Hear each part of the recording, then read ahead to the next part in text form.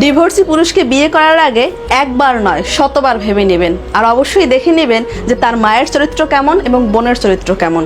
কথাটা আপনি ঠিকই বলেছেন। এবার আমি কিছু কথা বলি, আপনি শুনে যান। শুধু পুরুষের ক্ষেত্রে না, একটা নারীর ক্ষেত্রেও দেখা উচিত ওই নারীর ডিভোর্স হয়েছিল কোন কারণে।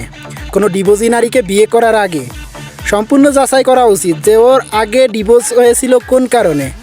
আসলে কি তার শাশুড়ি বা ননদ খারাপ ছিল, নাকি সে পরকীয়া করে বেড়াতো। অপশন কিন্তু দুইটা আছে। শুধু যে পুরুষের বেলায় তার মা আর বোন খারাপ হয়, কেন কোনো নারীর বেলায় কি তার মা খারাপ হয় না? মেয়ে সংসার করবে কিন্তু মাই সংসার করতে দিবে না, মাই ডিভোর্স করাবে, এমন নারীও আছে। তো আপু একটা কথা বলি কি, আপনি যেভাবে বলতেছেন যে একটা পুরুষের ক্ষেত্রে দেখা উচিত যে তার মা ও বোন কী রকমের, তো একটা পুরুষেরও দেখা উচিত একটা ডিভোর্সি নারীকে বিয়ে করার আগে যে ওই নারীর চরিত্রটা কী রকমের, ওই নারীর মায়ের চরিত্রটা কী রকমের। একটা পুরুষ সে কখনো বিয়ে করার পরে কোনো নারীকে ডিভোর্স দিতে চায় না, যখন অসহ্য ধরে যায় তখনও কিন্তু সে ডিভোর্স দেওয়ার জন্য প্রস্তুত হয়, তার আগে নয়। ঠিক আছে।